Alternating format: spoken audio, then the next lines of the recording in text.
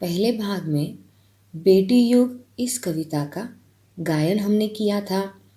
आज हम दूसरे भाग में कविता का अर्थ समझने वाले हैं। कविता बेटी युग, पन्ना नंबर 28। चलो अभी कविता सुनते हैं।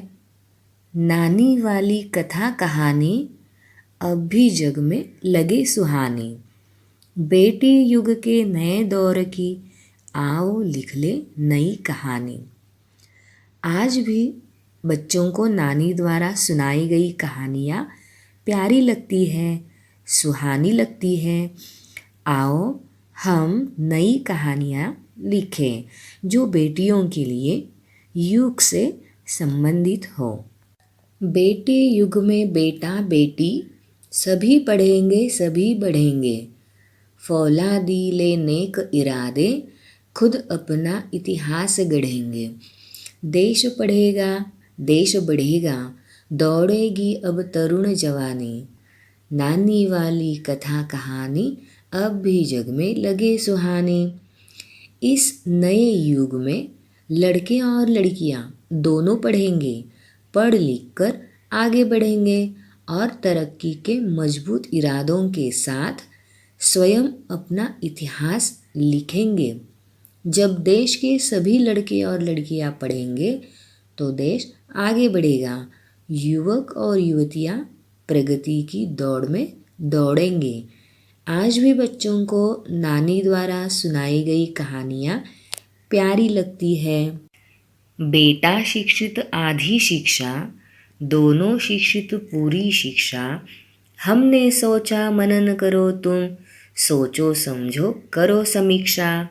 सारा जग शिक्षामय करना, हमने सोचा मन में ठानी। नानी वाली कथा कहानी अब भी जग में लगे सुहानी। कवि कहते हैं कि यदि केवल बेटों को ही शिक्षित किया गया तो वह आधी शिक्षा कहलाएगी। पूरी शिक्षा तभी कहलाएगी जब दोनों को अच्छी तरह शिक्षित किया जाएगा। यह हमारा विचार है। इस पर सभी को सोचना चाहिए, विचार करना चाहिए। हमने विचार किया है, मन में ठान लिया है कि सारे संसार को शिक्षित करना है।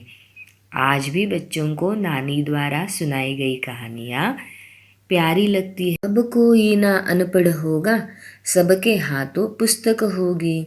ज्ञान गंगा की पावन धारा सबके आंगन तक पहुँचेगी। पुस्तक और कलम की शक्ति जग जाहिर जानी पहचानी। नानी वाली कथा कहानी अब भी जग में लगे सुहानी। अब समाज में कोई भी अनपढ़ नहीं रहेगा।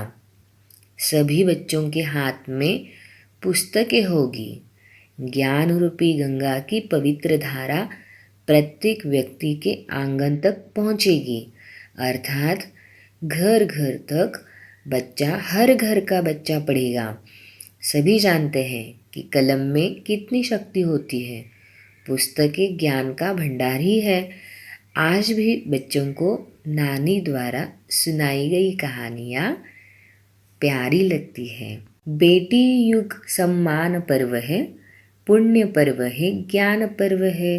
सब सबका सम्मान करे तो जन जन का उत्थान पर्व है।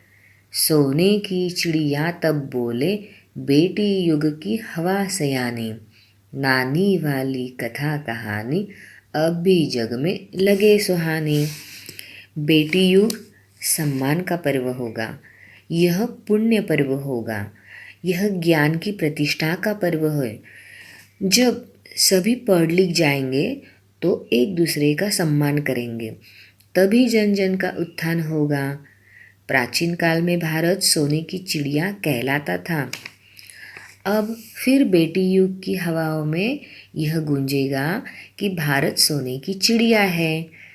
आज भी बच्चों को नानी द्वारा सुनाई गई कहानियाँ प्यारी लगती हैं। इस कविता में आने वाले नए शब्दों से परिचित होते हैं।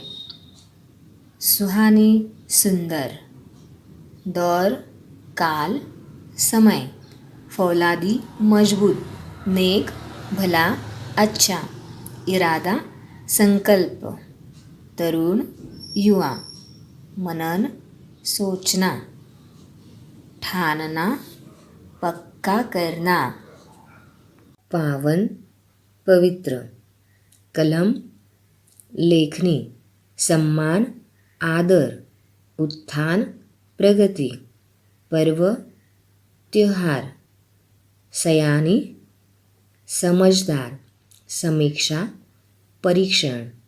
उसमें एक मुहावरा भी आया है, ठान लेना यानी निश्चय करना।